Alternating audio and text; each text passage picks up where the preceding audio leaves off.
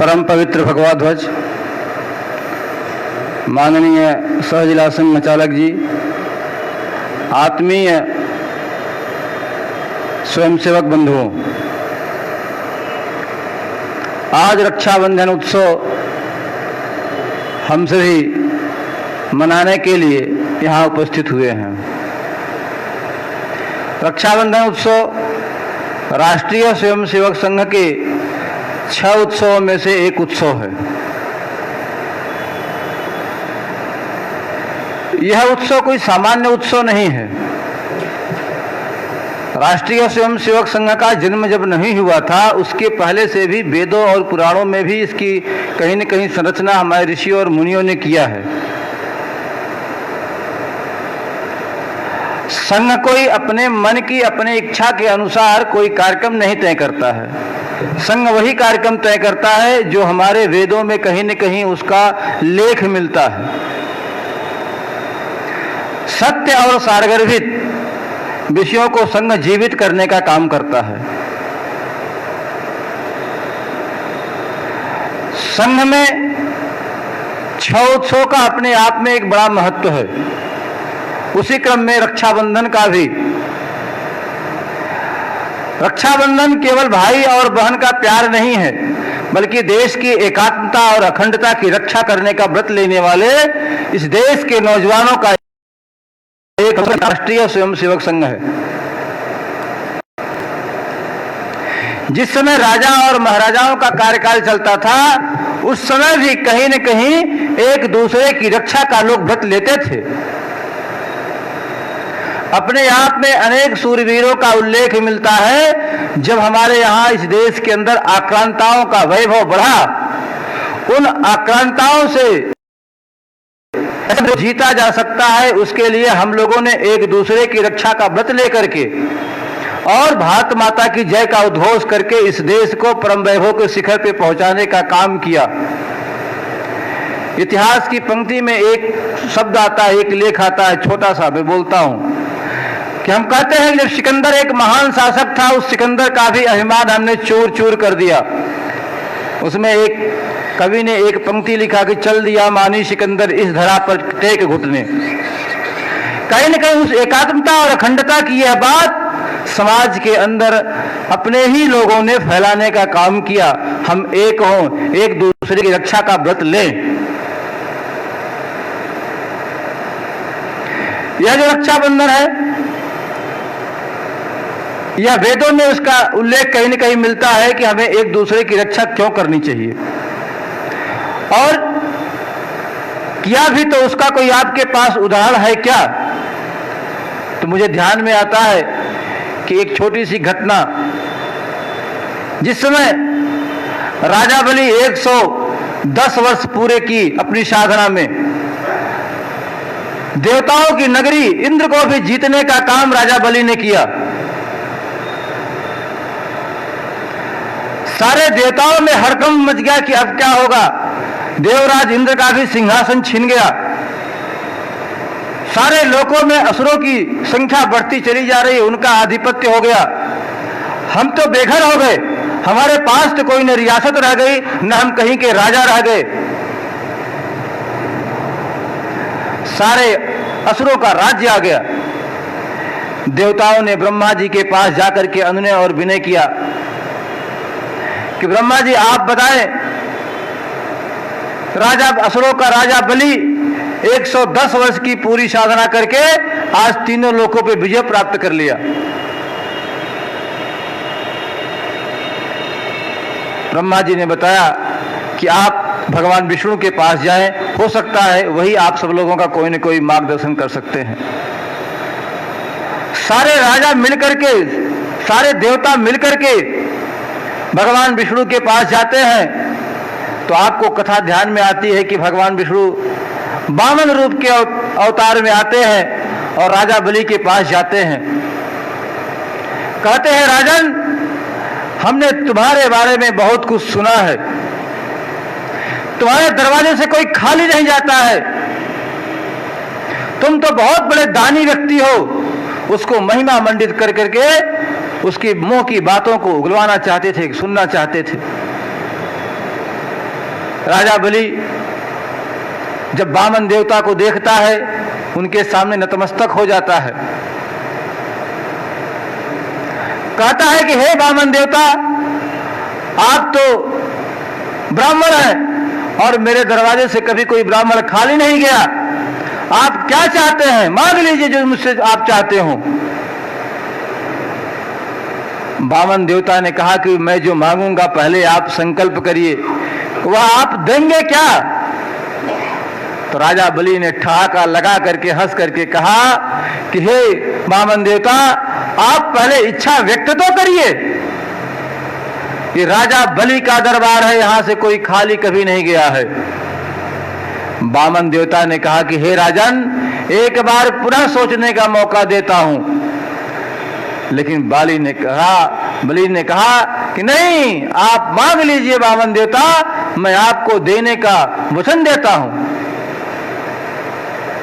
तो आप सब लोगों ने कथा में पढ़ा होगा कि वामन देवता ने कहा कि मुझे 3 पग भूमि चाहिए। जैसे ही राजा बलि सुनता है, ठहाका लगा करके हंसता है कि 3 पग भूमि के लिए राजन, वामन देवता आप इस राजन को इतना संकल्पित करवा रहे हैं? जाइए, मैंने आपको दे दिया, आप अपने पैरों के तले 3 डग की भूमि को नाप लीजिए। आप सबको पता है कि पहले पग में पूरी पृथ्वी को नाप लिया वामन देवता ने, दूसरे पग में पूरे स्वर्ग को नाप दिया और कुछ बचा ही नहीं। जैसे ही तीसरा पग उठा तो वामन देवता ने कहा कि राजन, यह तीसरा पग कहां रखूं? अब तो सब कुछ मेरा हो गया। बाली के नीचे से मानो जमीन खिसक गई। उसने कहा, वामन देवता अब मेरे पास कुछ बचा नहीं है, आप मेरे सर पे ही अपना पैर रख दें। राजा बलि ने उस अपने सर को वामन देवता के सामने नतमस्तक कर दिया और वामन देवता ने तीसरा डग नापने के लिए उस बलि के सर पे अपना पैर रख दिया। अब तो खाली हो गया, उसके पास कुछ बचा ही नहीं। उसके बाद तुरंत वह रसातल में चला गया कि मेरा कुछ नहीं है, मैं तीनों लोक का मैं राज्य समाप्त हो गया। और राजा बलि रसातल में चला जाता है। फिर साधना करता है। साधना करने के बाद भगवान प्रकट होते हैं। भगवान विष्णु ने कहा कि मांग लो राजा बलि, तुम्हें क्या चाहिए? तो उसने कहा कि बस मुझे आप एक वचन मेरा पूरा कर दीजिए। तो भगवान विष्णु ने कहा कि मांग लो, मैं बहुत प्रसन्न हूं। राजा बलि, क्या मांगना चाहते हो? तो उन्होंने कहा, प्रभु मैं एक ही आपसे निवेदन करना चाहता हूं कि मैं इस रसातल में हूं। रसातल में मेरे जितने द्वार हैं, सारे द्वारों पे जहां भी मैं निकलूं वहां आप ही दिखाई दें।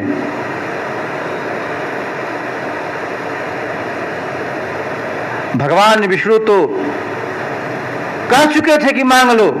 जैसे ही यह बात सुनते हैं भगवान विष्णु और उसको बोलते हैं, तथास्तु, तुम्हारी वचनों को मैंने स्वीकार कर लिया, तुम्हारी बातों को मैंने स्वीकार कर लिया। अब तुम जिस गेट से निकलोगे, जिस द्वार से निकलोगे रसातल में, वहां मैं ही नजर आऊंगा। अर्थात द्वारपाल की भूमिका में भगवान विष्णु राजा बलि के द्वार के सामने खड़े हो गए। हजारों साल बीतने लगा। पूरे लोकों में हाहाकार मच गया कि भगवान विष्णु गए कहां। माता लक्ष्मी परेशान हो गई कि प्रभु आप हैं कहां? मैंने सारे लोकों में खोजा। किसी ने जाकर के बताया कि देवी, भगवान विष्णु तो इस समय राजा बलि के द्वारपाल बने बैठे हैं। अब उनको लगा कि मेरे प्रभु राजा बलि के द्वारपाल बने बैठे हैं, तो तुरंत वो ब्रह्मा की तरफ चलने के लिए तैयार होती हैं, तब तक नारायण जी आ जाते हैं, नारायण नारायण करते हुए नारद मुनि। उन्होंने कहा कि देवी आप बहुत चिंता में हैं। तो माता लक्ष्मी ने कहा कि नारायण मैं तो बहुत चिंता में हूं, मैं आज संकट की घड़ी में हूं। मेरी स्वामी को राजा बलि ने अपने घर में द्वारपाल बना करके रखा है, इसके लिए कुछ आप उपाय बताएं। तो नारद मुनि ने कहा कि एक उपाय बताता हूं। श्रावण पूर्णिमा के दिन एक पवित्र दिन है, उस पवित्र दिन में जाकर के राजा बलि के हाथों में आप एक रक्षा सूत्र बांध करके संकल्प ले लीजिए कि प्रभु मैं आपको एक रक्षा सूत्र बांध करके अपना भाई मानती हूं, अगर आप मुझे अपनी बहन स्वीकार करते हैं तो मुझे एक वचन देने का काम करें। माता लक्ष्मी उसी प्रकार से श्रावण पूर्णिमा को जाती हैं और राजा बलि के पास राजा बलि को रक्षा सूत्र बांधते हुए कहते हैं कि भैया अगर आप मुझे एक वचन दें तो मैं कुछ अपनी बात कह लूं। माता लक्ष्मी की बातों से सुनकर के राजा बलि प्रसन्न हो गया, कहा बहन जो मांगना है मांग लो। उन्होंने कहा कि मुझे किसी लोकों की रानी और राजा नहीं बनना है, मुझे बस एक ही वचन दीजिए कि आप मेरे प्रभु को यहां से मुक्त कर देंगे। तो आपको जान करके आश्चर्य होगा, राजा बलि ठहाका लगा करके हंसता है, कहा बस इतनी सी बात है, अगर मेरी बहन खुश रहती है तो मैं आज ही आपके नारायण को यहां से पदमुक्त करता हूं, आप ले जाइए अपने स्वामी को। मेरे स्वयंसेवक बंधुओं, उस सामान्य रक्षा सूत्र की कीमत कितनी बड़ी है आप कल्पना कर लीजिए। एक कलाई में जब वह सूत्र बढ़ता है तो कहीं न कहीं व्यक्ति एक संकल्पों से भी बच जाता है।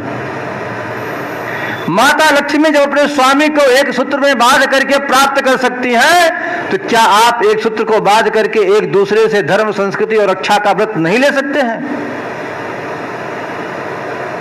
दूसरा उदाहरण ध्यान में आता है अपने वेदों में, भगवान श्री कृष्ण का।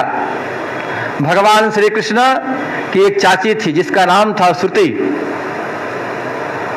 लंबे वर्षों के बाद श्रुति के गर्भ में एक पुत्र, उनके गोद में एक पुत्र आया। संतान प्राप्ति नहीं हो रही थी, लंबी साधना के बाद एक बच्चा पैदा हुआ जिसका रूप कुरूप था। उसको वरदान मिला था कि देवी यह जिसके हाथ में जाएगा, इसको जो भी खिलाने के लिए लेगा छोटे बच्चे के रूप में, जाते ही इसके शरीर की सुंदरता बढ़ जाती है, मान लेना कि इसका वध उसी के हाथ से होगा। श्रुति घबरा गई, ईश्वर ने लंबे समय के बाद मेरी गोद को हरी भरी की और ऐसा मेरे साथ अभिशाप भी है। वो डरती थी जल्दी किसी को देने में, लेकिन एक मां को अपने बच्चे से प्यार भी था कि ये मेरा बच्चा कुरूप है, सुंदर कैसे हो सकता है। एक बार भगवान श्री कृष्ण अपनी चाची से मिलने के लिए आए। चाची ने भगवान जब कन्हैया को देखा तो कहा, कन्हैया आज मेरा सौभाग्य है कि तुम मेरे घर में आए हो, मैंने तुम्हारा बड़ा वैभव सुना है, तुम तो बाल्यकाल में न जाने कितना लीलाएं तूने की है, उस लीलाओं में न जाने कितने लोगों को तारने का काम किया है। कन्हैया मेरे बच्चे को भी गोद में ले लो ना। भगवान श्री कृष्ण ने बड़े ही प्यार से, उनका एक चचेरा भाई था, अपने भाई को अपनी गोद में लिया। जैसे ही अपनी गोद में लिया उसकी कुरूपता समाप्त हो गई, वह बालक सुंदर रूप में आ गया। श्रुति को लगा कि मुझे तो अभिशाप है कि जिसकी गोद में मेरा बच्चा सुंदर रूप में आएगा उसी के हाथों इसका वध होगा। चाची ने बहुत प्रेम से भोजन पकवान बना करके भगवान श्री कृष्ण को 56 भोग का व्यंजन बना करके खिलाया पिलाया। कहा, कन्हैया मैं तुझसे कुछ मांगना चाहती हूं। कन्हैया ने हंस के कहा, चाची आप मुझसे मांगना चाहती हैं? अरे आप मेरी मां हैं, आप आदेश करिए। बड़े ही विनम्र भाव से कन्हैया ने कहा कि आप आदेश करो मां, हम तुम्हारे वचनों को पूरा करेंगे। तो चाची ने कहा कि सोच लो कन्हैया, हम तुमसे एक ही वर मांगना चाहते हो कि मेरे पुत्र का वध तुम्हारे हाथ से न हो। कन्हैया ने मुस्कुरा करके कहा कि चाची ऐसा ही होगा, लेकिन मेरी भी एक शर्त है कि 100 गलतियां अगर करता है तो मैं क्षम्य कर दूंगा, 101 गलती जैसे ही हुई उसका वध मैं जरूर करूंगा, और मेरे द्वारा नहीं होगा। अब किसके द्वारा होगा ये मुझे नहीं पता है। चाची को लगा कि इतनी बड़ी गलती मेरा पुत्र नहीं कर सकता है। उन्होंने कहा ठीक है, मैं तुम्हारे बातों को मानती हूं। कन्हैया वहां से मुस्कुरा करके चले जाते हैं। आपको पता है कि जब राजसूय यज्ञ चल रहा था उस समय शिशुपाल भी पहुंचे थे। न जाने कितने ताने बाने वहां बुने गए। भगवान कृष्ण को बुरा भला कहा गया। भगवान कृष्ण जब जब ये शिशुपाल की तरफ से क्रिया प्रतिक्रिया होती थी, भगवान कृष्ण मुस्कुरा करके सारी बातों को सुनते थे। लोग उस्काते थे कि कन्हैया तुम करते क्यों है कुछ नहीं, इसका तुमको बहुत कुछ कह रहा है। तो कन्हैया कहते थे कि नहीं, मेरी चाची श्रुति ने कहा है कि इसका वध नहीं करना तुम। जब तक इसकी 100 गलती नहीं पूरी होगी तब तक मैं उसका वध नहीं करूंगा। और जैसे ही 100 गलतियां इसकी पूरी होती हैं, भगवान श्री कृष्ण ने अपने चक्र सुदर्शन को आह्वान किया। आह्वान करने के बाद कहा, सुदर्शन अभी मेरा काम नहीं है, अभी तुम्हारा काम है। जाओ इस असुर के रूप में इसका वध कर दो। आप सबको पता है कि चक्र सुदर्शन आता है और शिशुपाल का शीश कलम करके फिर पुनः उनके हाथ में वापस चला जाता है। जैसे ही चक्र सुदर्शन अपना काम करता है, निकलता है उनकी उंगलियों से, उनकी उंगलियों में खून की धार बहने लगी। आसपास के लोगों में हाहाकार मच गया कि कन्हैया के हाथ में खून। डॉक्टर को बुलाओ, शल्य चिकित्सक को बुलाओ। वहीं बगल में द्रौपदी भी खड़ी थी। द्रौपदी ने तुरंत अपनी साड़ी का पल्लू फाड़ा। फाड़ने के बाद कन्हैया की उंगली में बांध दिया। कन्हैया ने कहा कि बहन, आज से मैं तुम्हारा भाई हूं, तुझे जो कुछ चाहिए मांग लेना मुझसे, मैं तुम्हारी रक्षा का व्रत लेता हूं। उन्होंने कहा, भैया मैं तो आपको अपना भाई ही मानती हूं, बस मैं ईश्वर से प्रार्थना करूंगी कि आप अपनी बहन की सदैव रक्षा करना। आपको पता है कि उनकी रक्षा किस रूप में हुई। जब वह पापी दुशासन द्रौपदी की बड़ी सभा में साड़ी खींच रहा था, सारे पांडव हार चुके थे, अपने सर पे हाथ रख करके, गर्दन झुका करके, मस्तक पर जैसे लगता है कि मिट्टी की गोद में सो गए थे। इस मुद्रा में, अचेत मुद्रा में बैठे हुए लोग थे। बड़े बड़े पितामह जैसे लोग उस महाभारत काल के समय में बैठे हुए थे।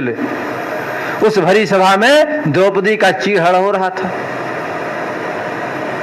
द्रौपदी ने चिल्ला चिल्ला करके कहा कि मुझे मेरी कोई लाज को बचावे, लेकिन इतने बड़े बड़े पितामह, इतने बड़े आद्य गुरु सब बैठे हुए थे, सबका सर नीचा हो गया।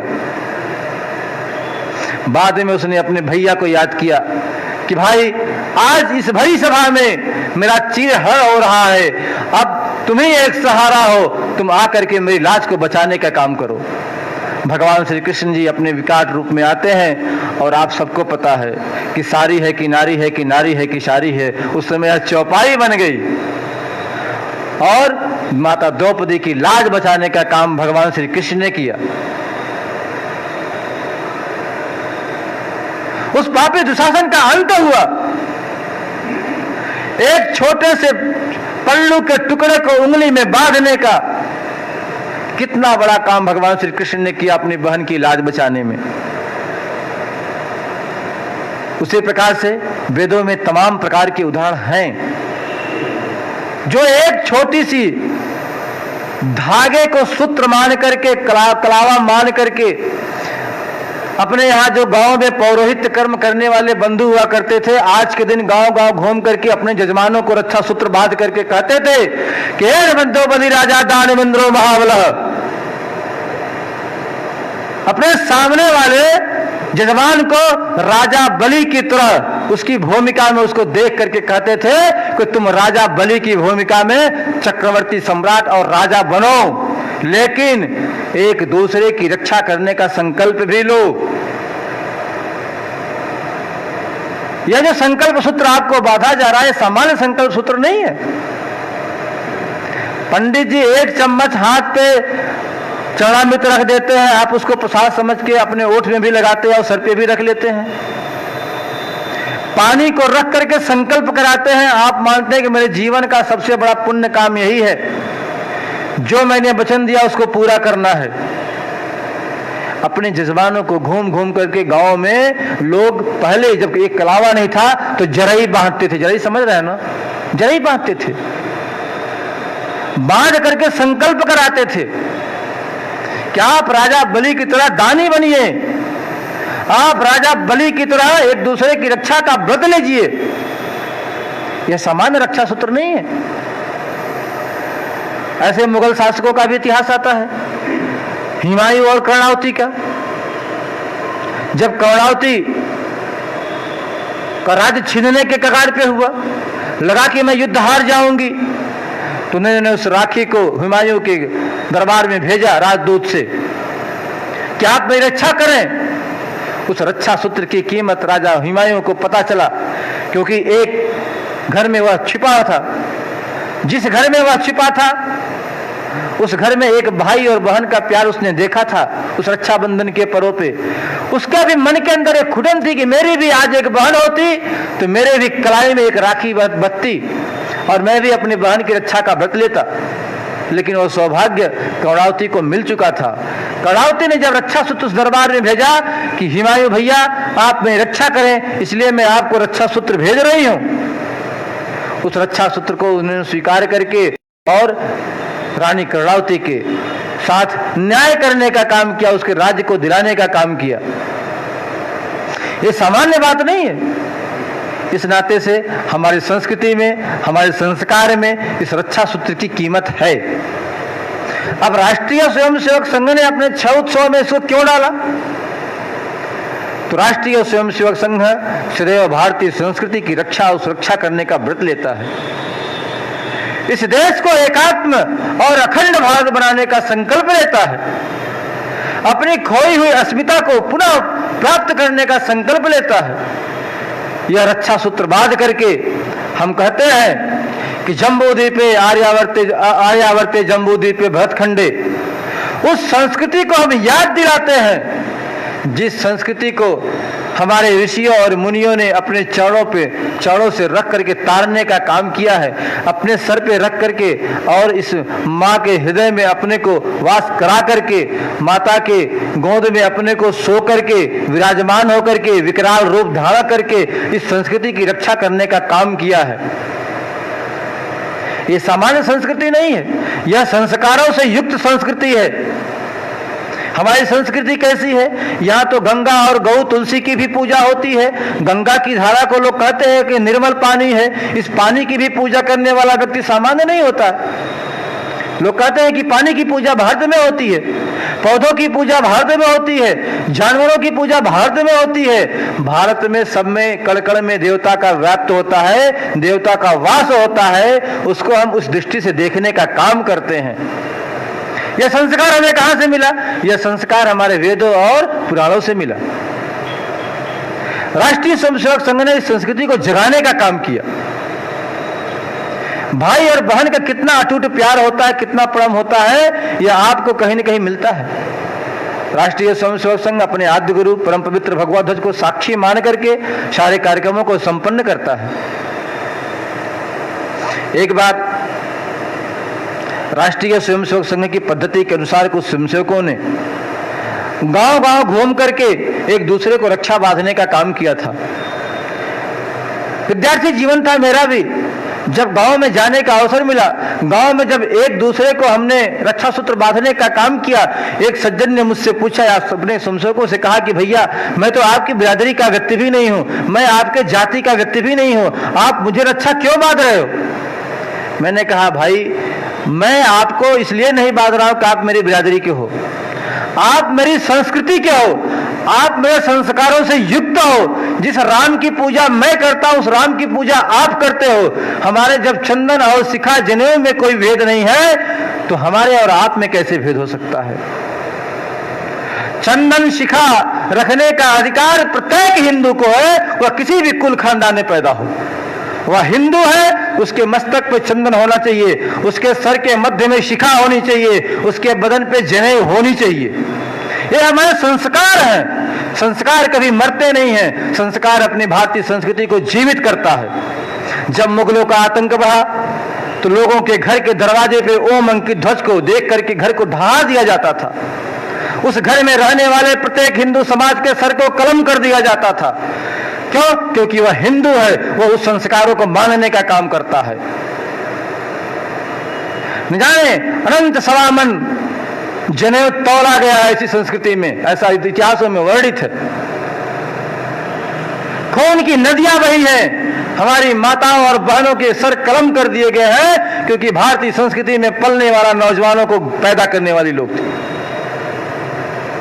कुचल दिया गया है इनकी संस्कृतियों को, इनके मानवंदन को अपमान किया गया है। क्योंकि ये संस्कार अगर जीवित रहेंगे तो पुनः यह भारतीय संस्कृति विश्वगुरु के सिंहासन पे पहुंच जाएगी। पहुंच न पावे इसके लिए इस समाज का दमन किया गया। राष्ट्रीय स्वयंसेवक संघ उस संस्कृति को जगाने का काम करता है। हम मलिन बस्तियों में जाकर के उनको भी अपने गले से गले लगा सकते हैं क्या? हमारे अंदर संस्कार है क्या? हम केवल बोलते हैं कि हिंदू सोदरा सर्वे न हिंदू पतितो भवेत, मम दीक्षा हिंदू रक्षा, मम मंत्रम समानता। हिंदू सोदरा सर्वे अर्थात सभी हिंदू सहोदर भाई हैं, ये केवल कहने के लिए है। हमारे आचरण में भी आना चाहिए, हमारे संस्कारों में भी होना चाहिए। हमारा व्यवहार कैसा होता है? राष्ट्रीय स्वयंसेवक संघ इस सनातनी संस्कृति को जीवित करने के लिए वसुधैव कुटुंबकम की बात करने वाले लोग हिंदू समाज को जगाने का काम करते हैं कि जो शरीर में रक्त जिस रंग का मेरे शरीर में बह रहा है वही रक्त तुम्हारे भी अंदर बह रहा है। इसलिए हम सब हिंदू सहोदर भाई हैं। न हिंदू पतितो भवेत, कोई भी हिंदू ऊंच नीच नहीं है, कोई भी हिंदू पतित नहीं है। हम सब न हिंदू पतितो भवेत, मम दीक्षा हिंदू रक्षा, हमारी तो दीक्षा ही हुई है कि समग्र हिंदू समाज की रक्षा करने का। यह वही हिंदू समाज है जो विभिन्न जातियों में बटा हुआ है, लेकिन जब देश संस्कृति और समाज की बात आती है तो सबसे पहले बॉर्डर पर जाकर के भारत माता की जय करने का काम करता है। वहां कोई भेद नहीं होता है कि हम किस जाति के व्यक्ति हैं, हम किस जाति के व्यक्ति हैं। हम सब मिल करके कंधे से कंधा मिला करके भारत माता को विश्व गुरु सिंहासन पे पहुंचाने का काम करते हैं। मम दीक्षा हिंदू रक्षा, मम मंत्रम समानता। मेरा तो मूल मंत्र ही समानता का अधिकार देता है। जिस रामचरितमानस की चौपाई पढ़ने को अधिकार को उस दलित को है, वही रामचरितमानस की चौपाई को पढ़ने का इस समाज के ऊंचे तबके को है। फिर भेद कैसा है? अगर उसके घर में भी भगवान राम रह सकते हैं तो मेरे भी घर में भगवान राम रह सकते हैं। हमारी संस्कृतियों के आराध्य अगर उस छोटी बिरादरी के घर में रह सकते हैं तो हमारी संस्कृति की जो विराध है वो बड़े घर के भी लोगों के अंदर रह सकते हैं। हम सब एक हैं। हमने कभी चिंतन किया क्या इस पे कि वाल्मीकि का जन्म कब हुआ था, कैसे हुआ था, किस परिस्थितियों में हुआ था? कृष्णद्वैपायन जी का जो नाम आता है उनका जन्म कैसे हुआ था, किस जाति के घर थे? अगर मत्स्यगंधा न होती तो उनका जन्म न होता। मत्स्यगंधा एक मछुआरे के घर में थी, उसका नाम ही पड़ गया मत्स्यगंधा कि मछली की सुगंध उसके अंदर आती थी। ये सामान्य बात नहीं है। हमारी संस्कृतियों को जीवित करने का काम ऐसे ऋषियों और मुनियों ने किया है। पग पग पर चल करके हिंदू संस्कृति की रक्षा का उन्होंने व्रत दिलवाया है। हमारे वेद और पुराण तभी जीवित रहेंगे जब यह समाज जीवित रहेगा। इसलिए समाज का कोई भी व्यक्ति उपेक्षित नहीं है, ऐसा मान करके हम इस मंत्र का गान करेंगे कि हिंदू सोदरा सर्वे न हिंदू पतितो भवेत, मम दीक्षा हिंदू रक्षा, मम मंत्रम समानता। सारी संस्कृति के लोग जो भारतीय संस्कृति को मानने वाले लोग हैं सब एक समान हैं। हम एक समान बैठ करके ओम संगच्छध्वम संवदध्वम संवो मनांसी जानताम देवा भागम यथा पूर्वे संजानाना उपासते। एक साथ बैठने वाले लोग, एक संस्कृति को मानने वाले लोग, एक विचार और भाव को लेकर के चलने वाले लोग इस पवित्र हिंदू धर्म की रक्षा के लिए इस सूत्र को बांध करके संकल्पित होते हैं। आज श्रावण पूर्णिमा है। इस श्रावण पूर्णिमा के दिन हम सब संकल्पबद्ध हो,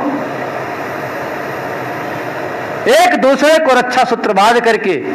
परम पवित्र भगवत ध्वज मेरा साक्षी है कि अगर हम आज के दिन यह संकल्प लेंगे तो मुझे लगता है समाज का कोई तबका आपसे दूर नहीं होगा, लालायित रहेगा आपसे गले मिलने के लिए, आपसे मिलने के लिए। आप एक दूसरे के दुख सुख में चिंता करिए। मैं दावे के साथ कहता हूं, जो अपने आद्य सरसंघचालक परम पूजनीय डॉक्टर हेडगेवार जी का संकल्प था, वह संकल्प जरूर पूरा होगा।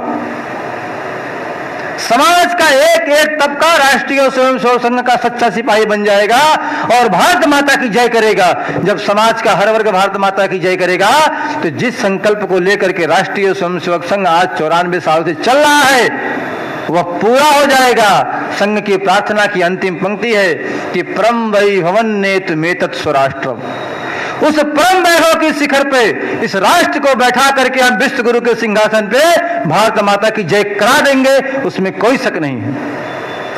जब विश्व गुरु के सिंहासन पे भारत माता बैठेंगी तभी इस दुनिया के अंदर भारत माता की जय का डंका बजेगा। यही संकल्प राष्ट्रीय स्वयंसेवक संघ का है, किसी का मानवर्धन करने का नहीं है। हम सब समाज को लेकर के अपने हृदय में हमारा विशाल रूप होना चाहिए भगवान विष्णु की तरह, कि जो भी आएगा सब मेरे हृदय में समा जाएगा। राष्ट्रीय स्वयंसेवक संघ का कार्यकर्ता विशाल हृदय का होना चाहिए। यहाँ किसी प्रकार का भेद और विभेद नहीं चलता है। इसलिए आज रक्षा सूत्र के दिन, रक्षाबंधन के पर्व पे हम सभी लोग इकट्ठा हुए हैं। श्रावण पूर्णिमा के दिन ये रक्षाबंधन मनाया जाता है। और बस मैं इतनी सी बात कह करके आप सभी लोगों से विदा लेता हूँ। रक्षाबंधन कार्यक्रम की ढेर सारी शुभकामना। इसी के साथ भारत माता की जय।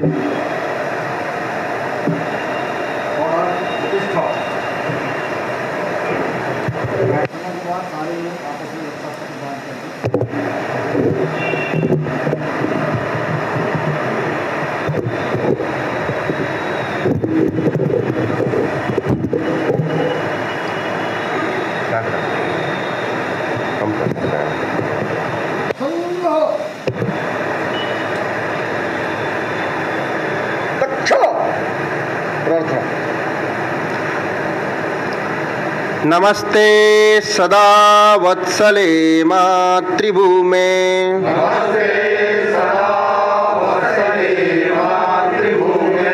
त्वया हिन्दुभूमे सुखं वर्धितोऽहम्।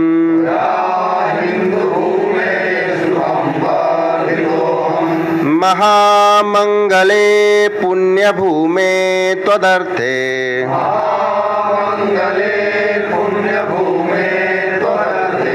पतत्वेशकायो नमस्ते नमस्ते।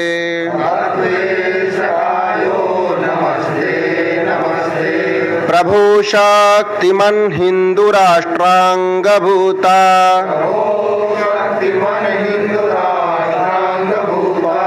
इमेषा दरन्त्वा नमामो वयम्। त्वदीयाय कार्याय बद्धा कटीयम्,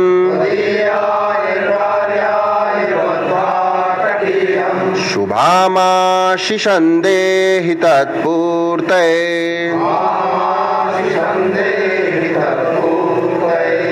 अजय्याञ्च विश्वस्य देहि सशक्तिम्,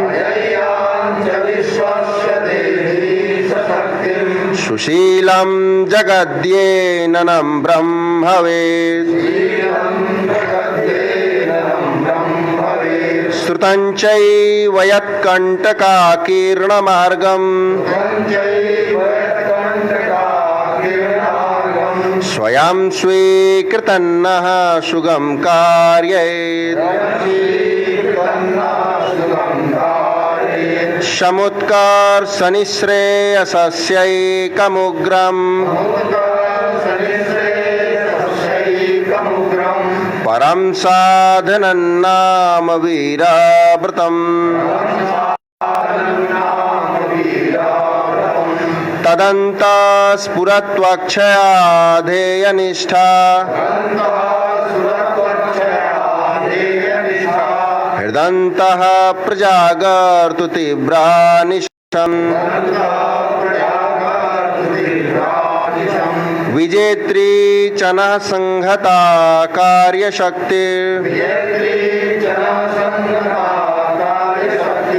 विधायास्य धर्मस्य संरक्षणम्